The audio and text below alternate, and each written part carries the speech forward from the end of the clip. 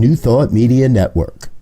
We are a global broadcast network of positive music, media, and entertainment, inspiring humanity's evolution along the journey of enlightenment and creating a world of love, peace, empowerment, and prosperity for all. New Thought Media Network. Positively inspiring. From the New Thought Media Network, this is the Conscious Reality Show with your host, Sarah Stevens-Nichols, where conversation plus intention reveals a new reality. Every week, Sarah and her guests will discuss what they know and what they don't.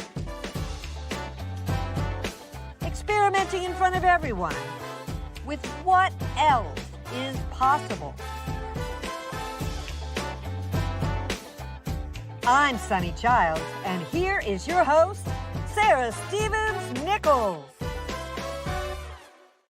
Thank you, Sunny. I am so glad to be here on our 7th show. And I'm especially glad because the election is now a week behind us instead of yesterday as it was last week. And that's not necessarily making it easier, but it is starting to be the reality that I'm most interested in changing my consciousness around. And that's common. Politics is often a place where I get to really practice the tools that I know and learn. And one person who has really taught me a great deal about changing consciousness or using consciousness to alter my own reality is Dr. Patrick Harbula, the author of The Magic of the Soul, Applying Spiritual Power to Daily Living, and Meditation, the Simple and Practical Way, and also a life coach, a retreat leader, and so much more. And my good friend, welcome, Patrick Harbula. Yay. So glad to have you here, Patrick. Thank you. I used to do lots and lots of interviews, and but gosh, to be interviewed with one of my closest friends, doesn't get any better than this. No, it really doesn't, does it? That's how everyone feels when they're on the show with me. Not surprising at all to me. Because we just have fun talking. There may or may not be anyone watching at any given time, but we have a great conversation. So it's a wonderful, wonderful thing. Oh my gosh. So how are you, my friend? How are you today? I'm doing great today. Yeah. It's been a great week so far. Yeah. How are you doing with what consciousness tools are you using to apply to the election this past week, or do you not have to? It hasn't been too difficult for me. It was a big shock, I mean, anyone who knows me knows that I'm pretty liberal, and so wasn't the outcome I was looking for. But even leading up to it, and I have a lot of clients that were very, very worried about it. And one of the things that I was saying all along is I was kind of likening it to, and conservatives may not like this analogy, but I was likening it to an addict that hasn't hit bottom yet. And so my take on it is, if our collective consciousness is capable of of getting the result that we got, then our collective consciousness has not hit bottom yet. And so if the ramifications that play out from this decision end up being really difficult for a lot of people, as I sense they probably will be, then that will be the very thing that will turn our consciousness around, and we will choose a higher vibration. We will choose love, more fully. I hope you're right. I actually have had that thought I had that thought when Donald Trump was elected in 2016 as well. So Yeah. but it's got to happen. I was talking with someone the other day who was in a great deal of pain and was asking me for how to deal with this. And I realized that there was a way in which, I guess, speaking of addiction, there was a way in which I was completely that all of us voted for Donald Trump. All of us voted for Donald Trump Mhm. every single time. We mocked him. We said, "What did he do now?"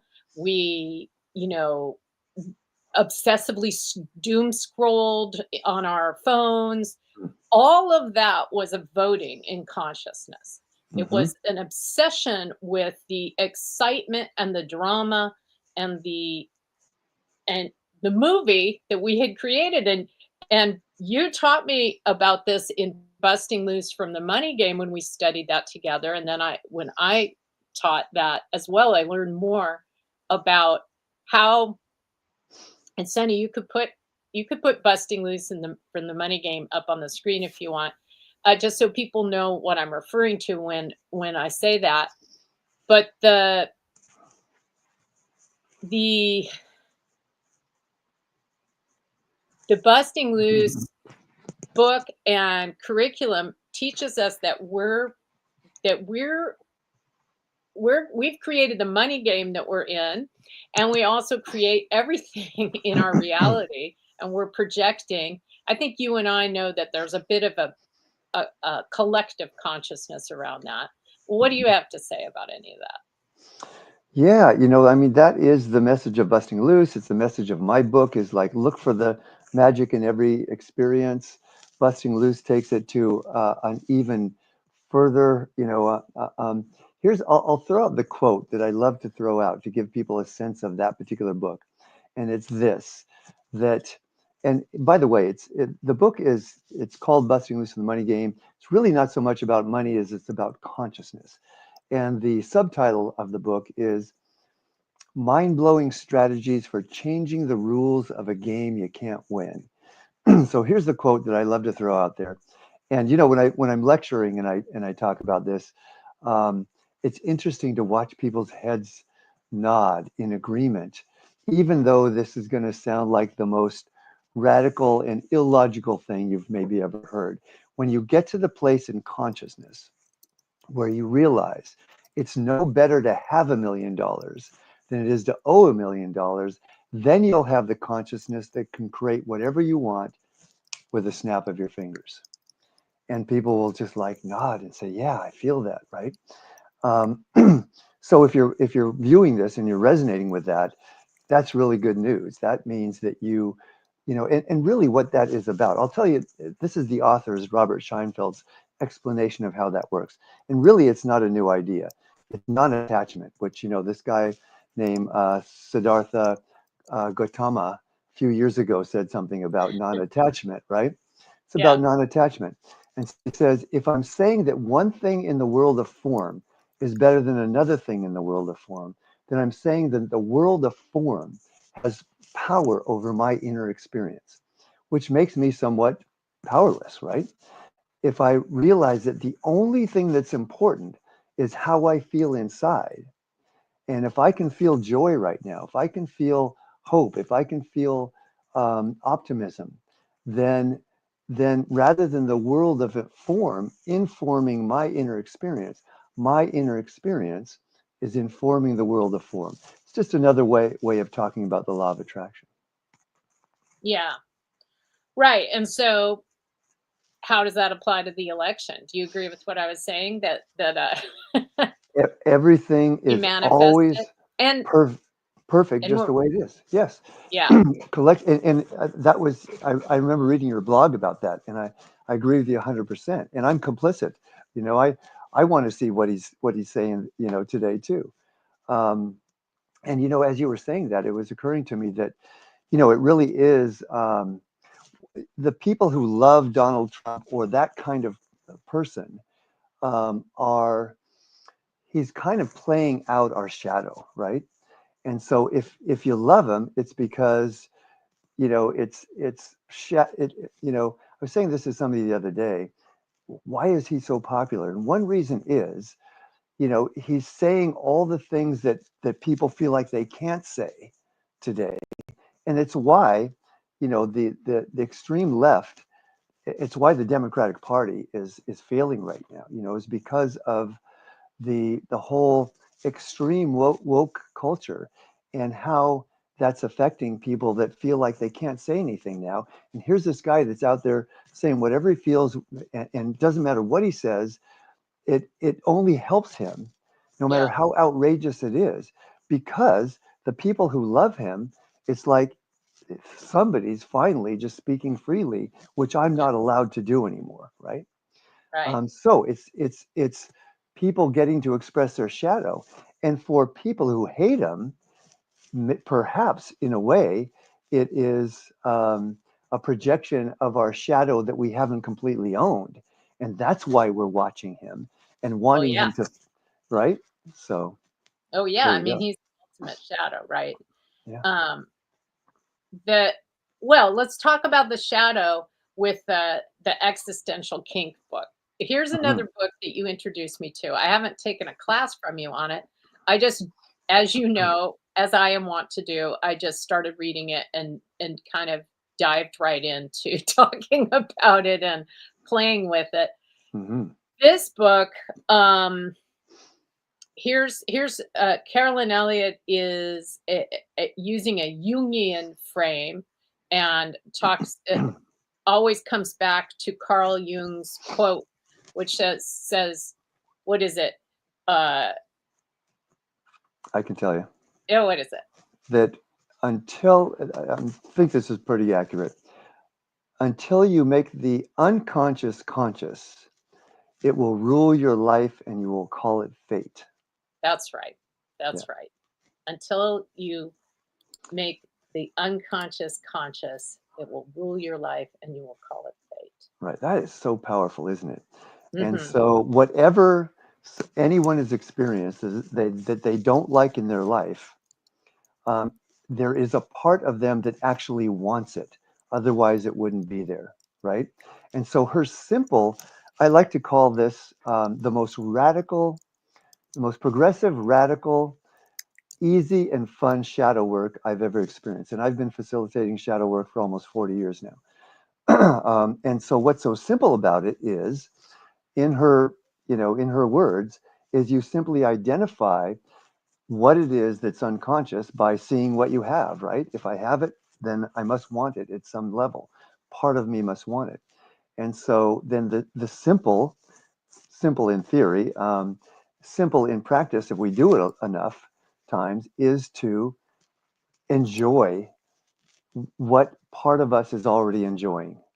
Let me give you an example to make it more digestible, perhaps. So, so the most obvious one in my life is my wife is, my wife, Karina. She is just the most vivacious and fun person. And also, the other side of that coin is she can be very much in your face, in my face, and and Of just course, your face.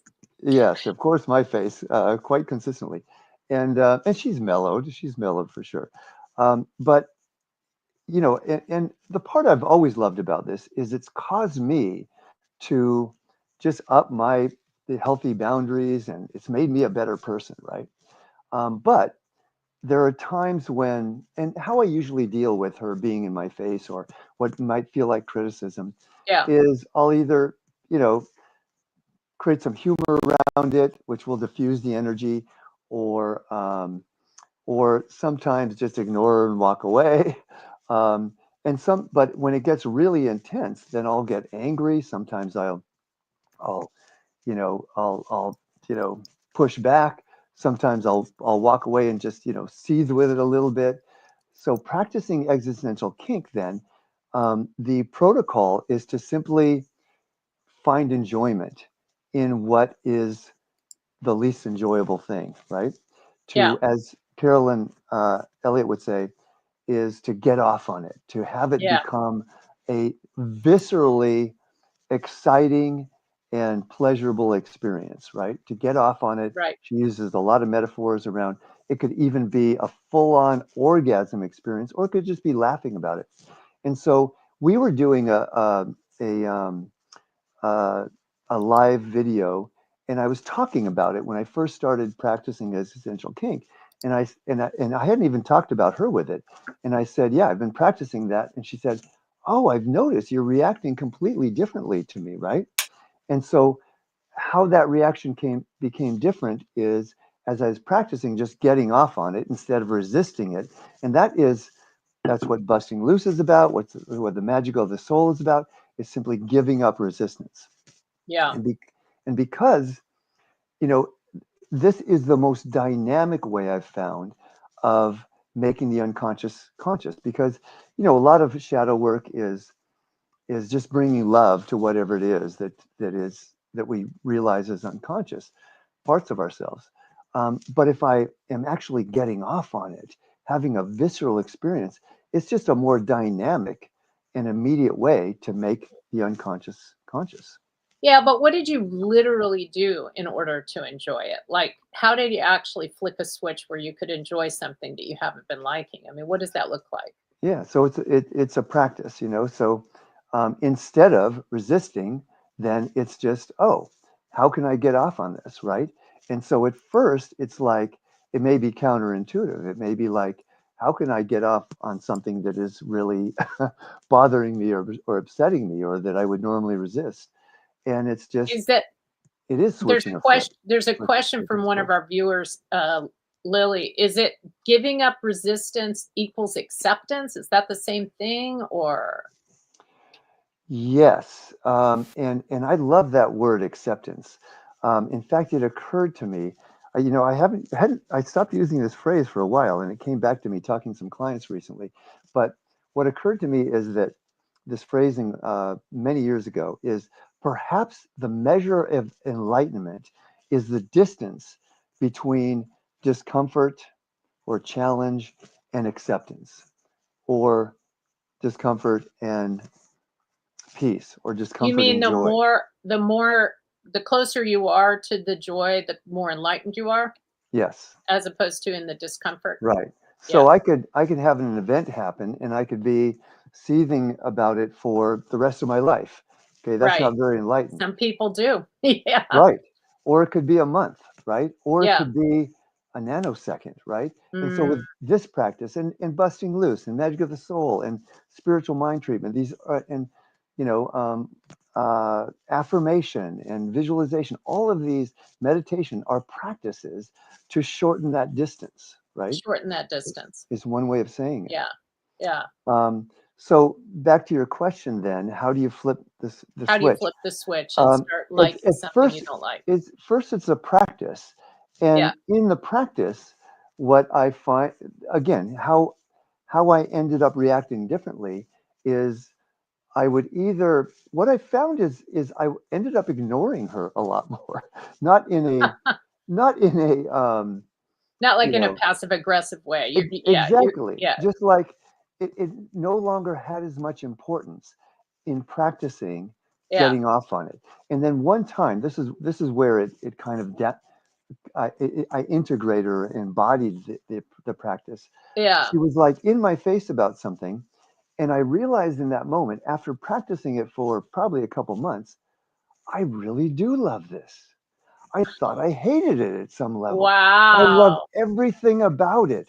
I love what I already knew, that it challenges me to have healthy boundaries, to increase my Mm, healthy boundaries, to be a stronger person. Um, mhm, but what I didn't realize is I love the drama of it. mm.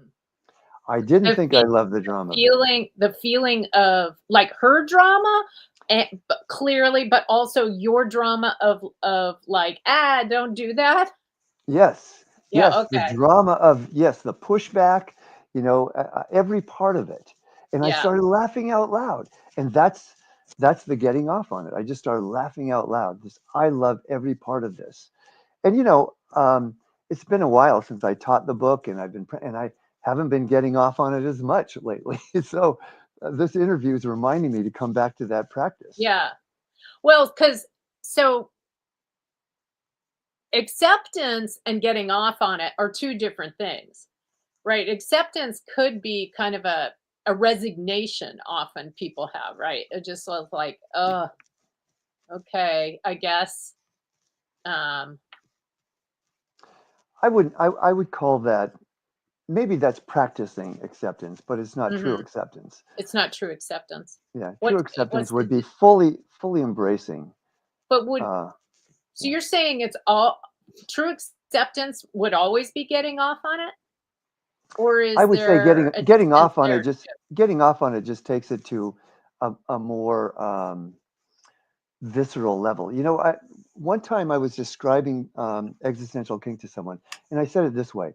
In most of our spiritual practices, we we're engaging the higher chakras, right?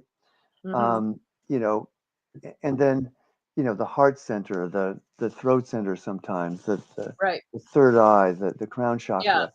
Um, and then when we do shadow work, it brings it down to the solar plexus, down to the emotional level, right? Down to our into our gut, so to speak.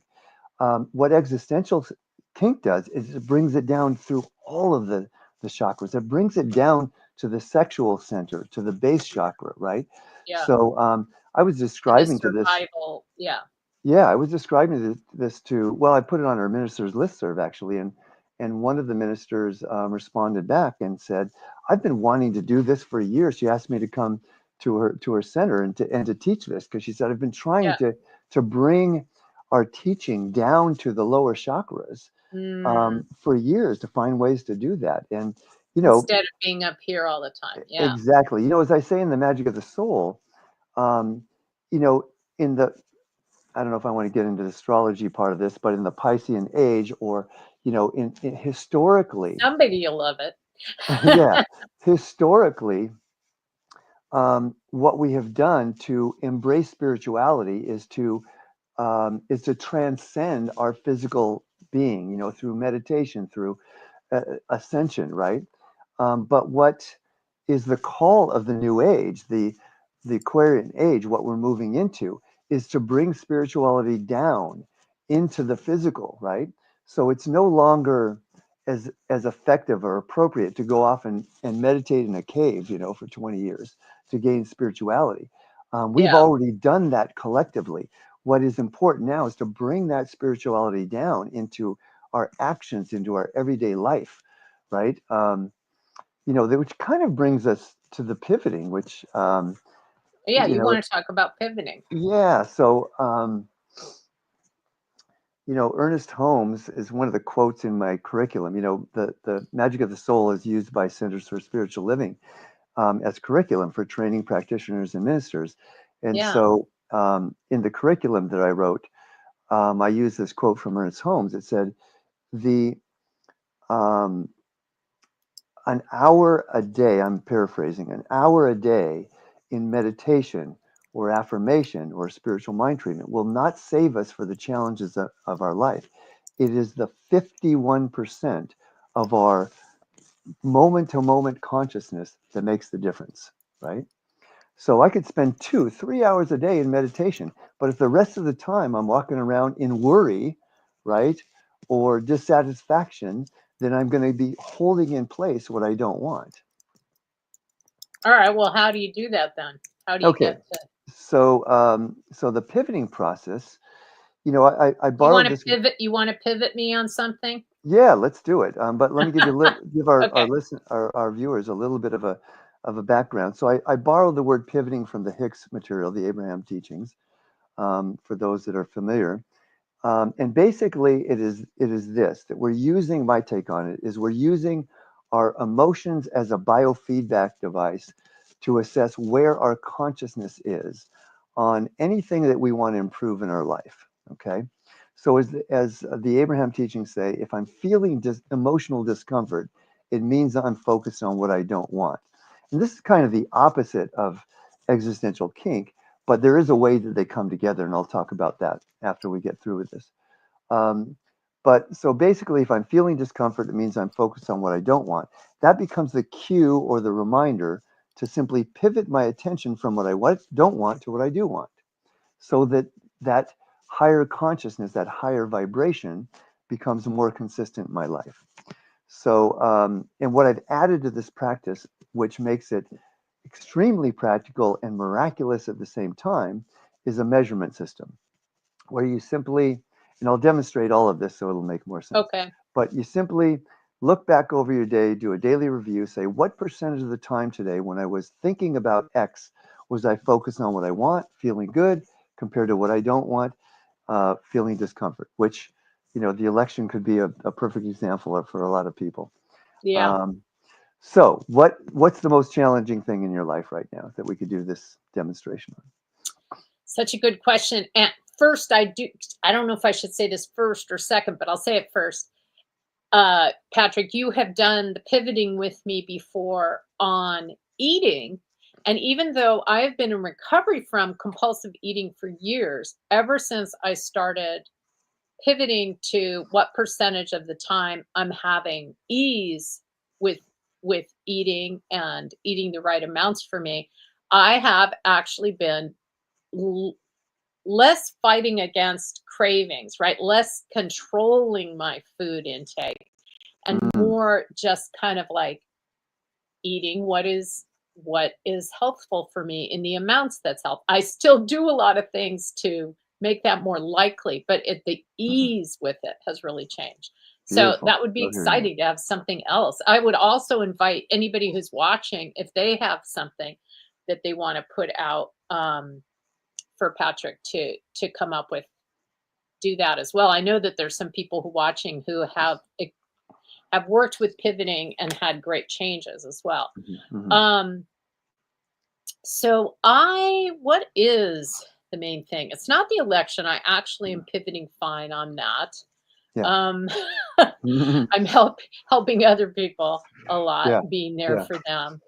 The distance between discomfort and Yes. and Yes. acceptance. Yeah. Yeah. Although actually, it has been harder for me to read the news. I've never been one of those new thought ministers that avoids reading the news, right? I've always seen the Me news either. as my prayer requests Yes. and and I also want to know what the apparent reality is that people are dealing with and I'm dealing with. And it has been harder since the election to read the news. So that's one thing. But I wish I had thought in advance what I would need to do this on. I probably have so many things. Okay, here's what it is. I'm going on a trip to the Philippines for 2 weeks. We're going to take a 3-week break from this show in December. And I am really worried about being out of my routine in the Philippines and just the food that they will have there. And I normally do not have anxiety in advance of any events, but I am thinking about this a lot for some reason. So what can I do? All right. So close your eyes. Okay. And anyone that's watching can do this with us too. Just close your eyes. Take a deep healing breath. Sink down into your heart. And from your heart, in as few words as possible, simply as possible, 7 words or less, ideally 1 word, what do you really, really want for this trip? Ease and joy. Ease and joy. How did it feel as those 2 words, as those qualities came through? Fantastic. Really light Fantastic. and delightful. Okay. You can open your eyes. And so here's where the measurement comes in. Over the last 2 weeks, let's say, average day, what percentage of the time when you think about this trip have you been focused on ease and joy compared to the concern or the worry or the anxiety? Ease and joy on that trip, you mean? Yeah. Oh. Oh gosh. Probably what percentage of the time I've been focused on ease and joy? Maybe 10%. Okay, and that's quite common. I usually say it, you kind of know the lay of the land here, but I'll usually warn people that, when something's challenging people, and I do this with people such as yourself who have been teaching law of attraction for decades.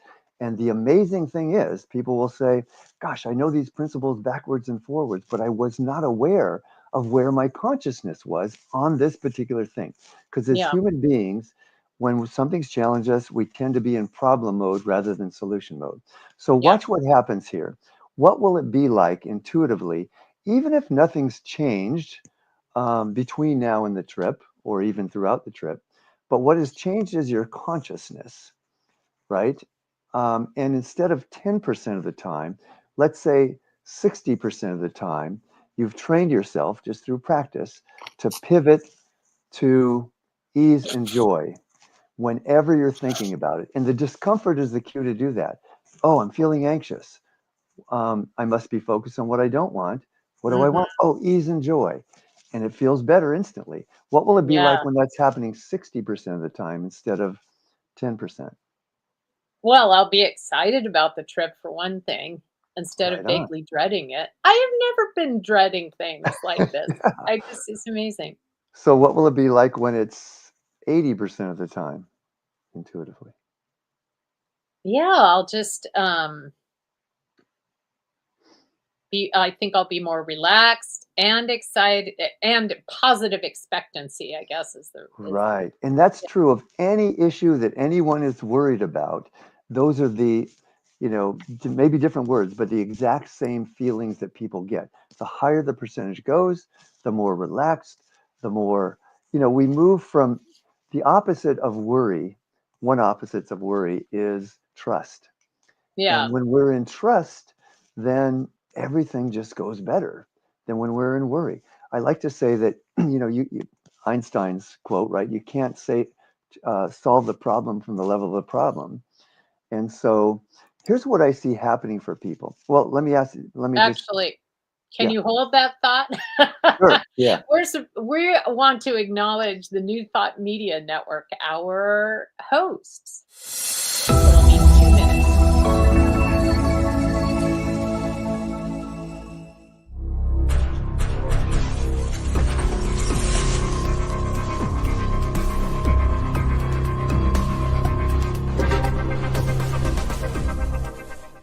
New Thought Media Network. We are a global broadcast network of positive music, media, and entertainment, inspiring humanity's evolution along the journey of enlightenment and creating a world of love, peace, empowerment, and prosperity for all. New Thought Media Network. Positively inspiring. Yay, Nice. and we're back with Dr. Patrick Harbula talking about the magic of the soul and pivoting. And he's Yeah. been helping me try to pivot around an upcoming trip I have to the Philippines. And you were about to say, do you remember? Yeah, so I wanted to complete the stepping upward in percentage. What will it be like Okay, when it's 90 to 100% of the time 90, focused on ease and 100%. joy instead of 10%? Well, the first thing that came to my mind is I probably just would stop thinking about the trip at all and be in the Yes. present moment. Yeah. That is really a powerful statement, because one thing I've noticed, and I say it this way, it's a little bit of a kind of ironic in a way, is that in some ways I think that no thinking is actually more positive than positive thinking. Yeah, that makes And sense to me. I'll give you an example. Like if I injure my knee, for example, I'll start doing all my practices. I'll do some energy healing. I'll pivot on it. Yeah. I'll do an affirmation, whatever. Um, and then at some point, it gets to the place where it's feeling well enough that I just say, I don't need to do any of that stuff anymore. It's on its way. And then the healing speeds up exponentially, because now I don't need to do anything. Now I'm in Mm, total trust, right? mm, And so the body knows how to heal itself. yeah. Um, so here's what I was going to say about problem mode to solution mode is, the Hicks and many metaphysical teachers describe it like this in a metaphysical way, that when I'm focused more on the positive than the negative, then I create a vibrational match. And by virtue of the law of attraction, what I want must come to me, right? Everyone kind of knows that. That's all over social media. This used to be a secret, and now it's the secret's out, right? But what I see practically happening for people is once above 50%, then we're in solution mode and we see possibilities at 60% that we can't see at even 40%, let alone 10%. We show Yeah. up in the world with a different energy and the world responds to that. And the higher the percentage goes, the more possibilities we see. The more we're in solution mode, the more we're in trust, the more the universe aligns and conspires to support us. Nice. Nice. So I love that. I want to say something about spiritual bypass here, because Okay. anytime we introduce and this is how this can dovetail with existential kink and shadow Okay. work, is anytime that we do a practice to move from discomfort to something positive, Hmm. then we have to be careful that we're not doing what we call a spiritual bypass, which simply means inadvertently suppressing emotions, right? So the way I deal with this is if I do a pivot or I do an affirmation or I do a meditation because I'm feeling some angst, and at the end of it, I've still got a knot in my gut. It means that my body is telling me that there is an invitation to do some deeper healing. And that may simply just mean expressing it. It may mean having a good cry. It may be, screaming into a pillow or hitting a pillow or doing something to get the energy out. But what's really important, most people do one or the other. They either do go to the positive, and if it's a spiritual bypass and they repress the emotion, it's going to come out some way. It's not a healthy thing to do. Yeah. Or they do the opposite. People who have done a lot of therapy and they know about crying or getting the energy out, but they might not then go to the positive. Mm. It's a both and. So one way I like to describe is if I'm sitting down to meditation and I've got some frustration that I'm dealing with, and I go into meditation and I'm half filled up with meditation, I'm only going to be able to fill up about halfway with spirit. But if I sit down at the beginning of my meditation, just get the frustration out, right? Acknowledge it, express it, or have a good cry if it's sadness, then I'm an empty vessel. So I can be filled 100% with spirit. And those become the deepest meditations ever, when I'm completely void of anything that might be bugging me. Yeah. Yeah. So then um, positivity and shadow work is that both end, right? I can approach it from both levels. So if I do a pivot, I guess to bring existential kink into this, if I do a pivot, I've still got a knot in my gut, I could practice getting off on it, right? And see what that does. And if I've still got a knot in my gut, then maybe it's time to sit down and scream it out. And it might be helpful to say that, Carolyn Elliott also says, you don't want to do existential kink if you're like really depressed, right? It's not going to help you. That's a time to just be gentle with yourself, to really process those feelings, right? And then when you're feeling a little bit better, then do the existential kink, the getting off on it, right? Yeah. Well, I want to teach a class on existential kink, and I know the shadow. It's exciting from the standpoint of all these things that are showing up in patterns that I might have. It can turn out that's actually really what I want in my life. Mhm. And I think you're saying that um, getting off on it and like enjoying those ways that I am, that I think I shouldn't be, and that I think, or what it isn't necessarily what I am. Well, it is what I am, but what's showing up in my life, Mhm. right? Could be, I'm sure a lot of it is the illusion of how other people are and how Mhm. they're showing up, because you were giving the example with your wife and how she behaved. And, I'm I, like almost every human, am very, very capable of thinking that the feelings that I'm having in me are being caused by another human and what they're Hmm. doing.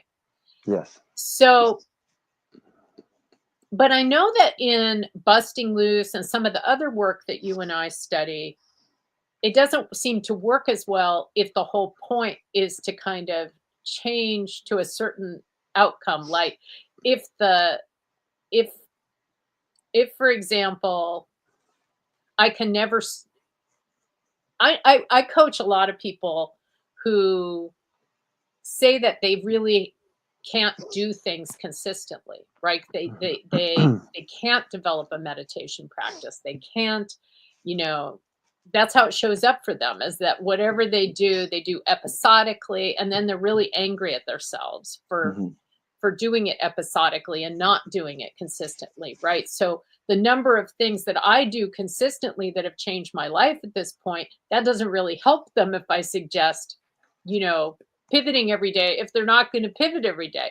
Hmm. So it am I inviting them to just love get off on the fact that they can never do anything consistently? And how do I invite them?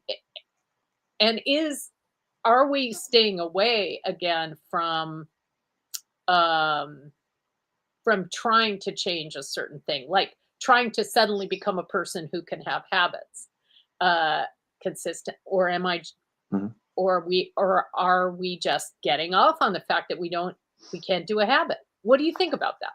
Well, there's so many And how do different. you teach it? Yeah, say Yeah, anything you want about that. there's so many different practices, and I'm getting a little concerned that if we threw too many things out there, people are saying, "Oh, what do I do first?" Right? But that question really inspires me to to go like deeper and make it even uh, more simpler. Hmm. If I wanted to just address, if I get angry at myself because I'm not doing something well, Right, obviously that's not helping, right? right. And that is, in fact, is keeping me in that pattern. And so much of life is about habit, right? Yeah, Um, and so whatever is our habit, and I know, that you have studied a lot of the biological and physics of consciousness, right? yes, And so we know that we're actually, when I get angry at myself, I'm creating, I'm releasing hormones that I yeah, get addicted to, right? And so then just being angry at myself becomes a pattern. And so it's yeah, about, and so the practices are about breaking those patterns. But the most important thing I find is to love myself. I was saying this to a client that wanted to get a session right today, which I'm booked up. I couldn't do it, but I spoke with her for a few moments, and I said, the most important thing of all these practices is to love myself as I am right here and right now. And yeah, that's the most important message I can give to anyone. What I said to her, and I often say to clients, or a question I ask when people are, it's clear that people want to and need to raise their self-esteem, is on a scale of 1 to 10, how much do you love yourself? And I've been amazed at the honest answers that I've gotten. I've gotten twos, I've gotten ones. I got from hmm, someone who had been a teacher in law of attraction for decades, who said zero. And I was like yeah, kind of amazed. How can you have all these principles and come as far as you've gone in all your studies and love yourself at a zero? And her finances were a mess, and nothing was working in her life. And then over time, with different practices, which I'll get to, um, she got up to a 7, and all of a sudden her finances completely started changing. I love simplicity. yeah. At the heart of all these practices, the most important thing, and what they all hopefully lead to, is loving myself unconditionally, right? W- Can I say one thing on Yeah, that? absolutely. Well, one thing that just popped into my brain is that, and this can always help with self-love too, right? Is anytime it just occurred to me that anytime anyone says that they can't do habits, they're lying. they, they For probably sure. have a lot of habits. They just don't like those habits. Right. But what if we started to be like, "Oh, yes, I am great. I have great Mm. habits. I am really good at establishing habits. I pay my bills late every Mhm. single month. I eat every evening things that I didn't plan to eat, and that's a habit. I I get angry at my kids, even though I don't intend to, and that's a habit. I am great at habits. And then focused on like just loving how great I am at all those habits. Mhm. Wouldn't that be a form of existential kink? Like getting off on, look how Absolutely. good at, look at that. Absolutely. Yeah. And I often say, one of the challenging things about being a human being is we're creatures of habit. The bad news is that habits are hard to break because of that. The good news is when we shift a habit and it becomes a new habit, or we replace an unhealthy habit with a new one, it's easy to keep it, right? There are some studies that say 21 days, you can create Yeah. a new habit, right? And what book was I reading that challenged that? And I think it depends on what kind of habit it is. Yeah. So it may be, Sometimes it can take 30 or 40 days, I think. and sometimes it can take less too. Yeah. Um, but the good news is if you just keep at it, it will become a habit, over time, and then it becomes easy to keep. I mean, I've I've been an addict in my day. I was, you know, addicted to marijuana at one point, addicted to alcohol, addicted to cocaine, all of these things, and addicted to Coca-Cola. That was one of the hardest ones to break. And so I started changing my behavior. I was still had an addictive personality. I would say I don't anymore, maybe slightly, but um, and that's because of the deep shadow work that I've done. But at one point, I changed my habit from drinking Coca-Cola to drinking carrot juice, and I've got pictures of myself completely radiating the color orange because I was drinking so much carrot juice. So I didn't change the addictive behavior, but I simply shifted it from a less healthy addiction to a more healthy one. And then with the I'd shadow like to work, interrupt a second. yeah. Yeah. Hi, this is Sunny, producer of the Conscious Reality Show, wanting to invite guests to ask some questions. And I would like to go back just a little bit, Sarah, because Okay. you talked about your trip to the Philippines and your a little bit of anxiety around it, and you practice Yeah. pivoting. But it Yeah. occurred to me as we're discussing habits. Um, you have a joy of habits. You have a lot of habits and Yes. discipline, and it is one of the things that is giving you a little trepidation as to whether you'll be able to practice your habits in the way that gives you comfort and joy in the Philippines. And so, Yes. can we do something around maybe even Byron Katie's The Work, because you've both of you are familiar with that, in rocking that relationship to your habits to perhaps in shake loose the grip your identity has on the habits you have built for yourself in just a few minutes. Thank you, Sunny.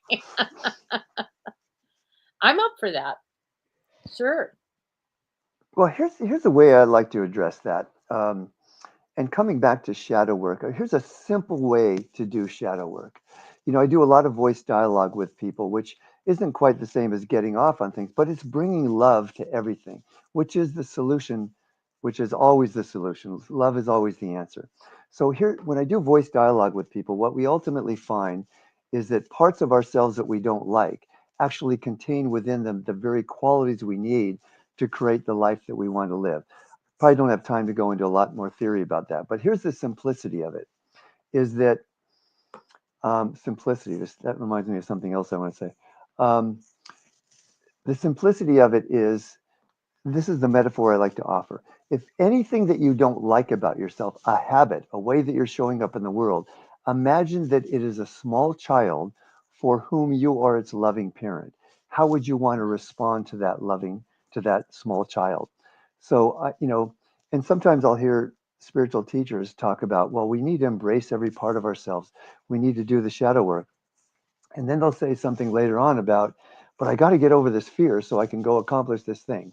If you said to a fearful child, I need to get over you, how would it respond? Hmm. It will become more fearful. It will feel Yeah. abandoned. And Yeah. the phrase that I say probably 20 times a week is whatever we resist not only persists, but magnifies. Whatever we embrace becomes our ally, our teacher, and our healer. So it's true for everything in life. And so um, just so whatever it is, whether it be a physical thing that you don't like about yourself, if you're saying I don't like that, then there's a part of you, there's a child within you that's feeling put down, that's feeling unaccepted, right? If there's a way that you show up in the world, you get angry at yourself or at other people, and you don't like that, and you want to stop that, you're resisting it, and guess what? It's going to persist and magnify. But if you recognize, oh, there's an angry child in me, how would I want to respond to that? Oh, I'd want to give it guidance, but I'd want to do it in a loving way. And so that's the shift. That's the simplest way I know for people to shift. and it is akin to getting off. Getting off on that pattern then is just bringing more energy, more that base and sexual uh, chakra energy into it.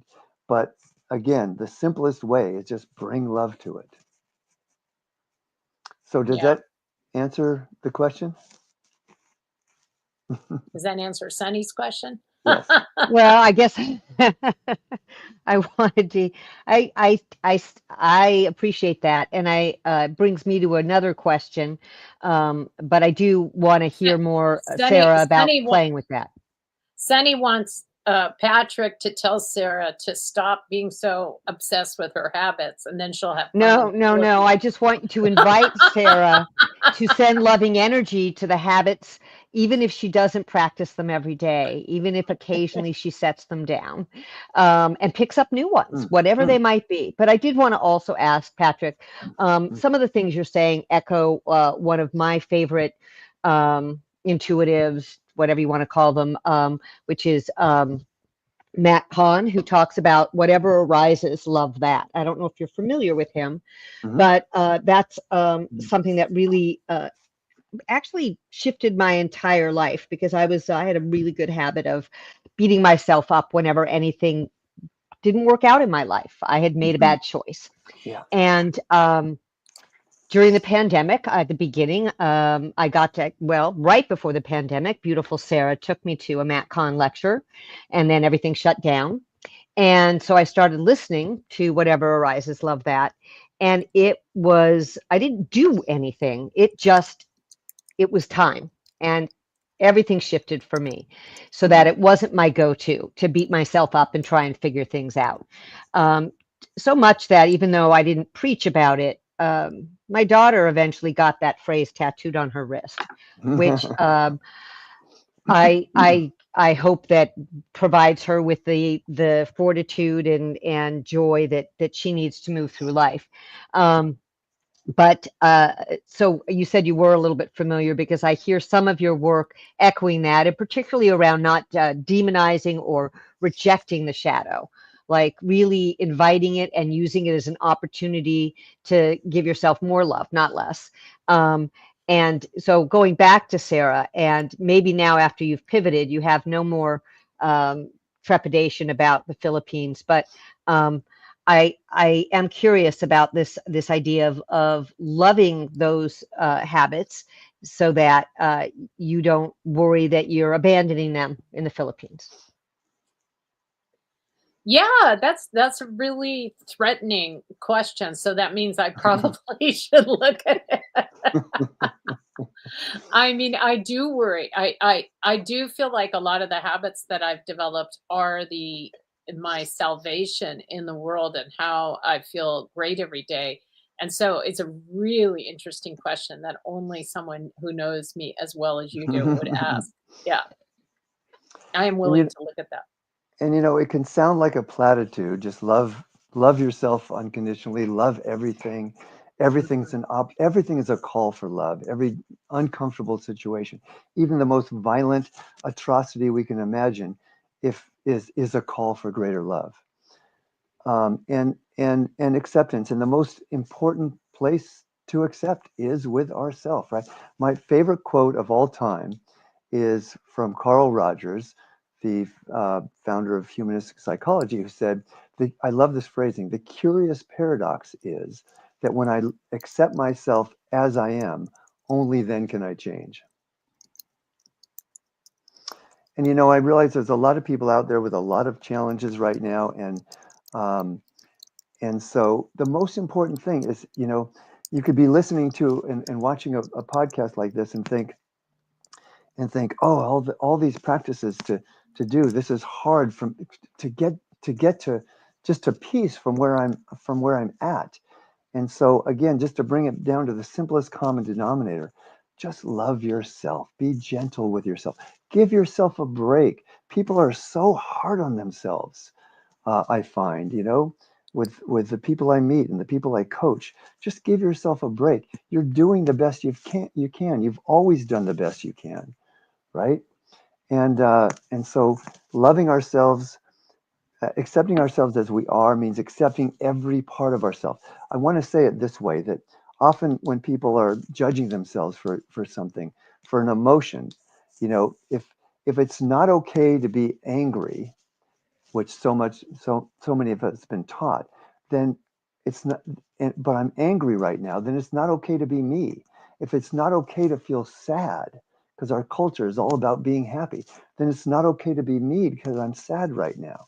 If it's not okay to be anxious or afraid, then it's not okay to be me.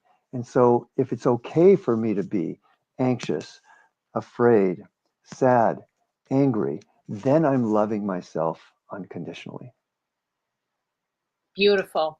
Well, I think that's probably as good a note as any for wrapping up this wonderful show. Thank you so much, Patrick, for Can I give you coming one on. last phrase about that? Okay. And that is this. This phrasing occurred to me. When I love myself unconditionally, what I realize is that I am not myself. I am, in fact, the self. I am, in fact, pure love. And so are you, Sarah. So are you, Sunny. And so are all of our viewers and everyone everywhere. Pure love. What a wonderful way to end the show. Thank you. Thank you, Patrick. And now we're going to talk a little bit about next week and wrap it up. Okay. Next week is Jen Byers, investigative journalist and documentary producer. Their work has appeared on Al Jazeera, Showtime, The Guardian, and now This Earth. And I can't wait to have a conversation with them.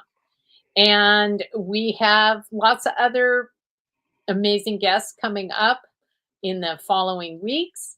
And then we're going to take a holiday break while I go to the Philippines and have no habits and lots of joy. Thank you, Sarah. And thank you to all our audience members. And now I need to, hold on. There we go. Thank you so much, Patrick, for joining us. It was amazing to have. Thanks to our guest, to host Sarah Stevens Nichols, and to the New Thought Media Network. I'm Sunny Childs, producer of The Conscious Reality Show. Join us live next Wednesday at 9 a.m. or stream the show at your convenience. Subscribe to Conscious Reality Show YouTube channel so you never miss a show. If you'd like to learn more about us, check out www.sarahstevensnichols.com.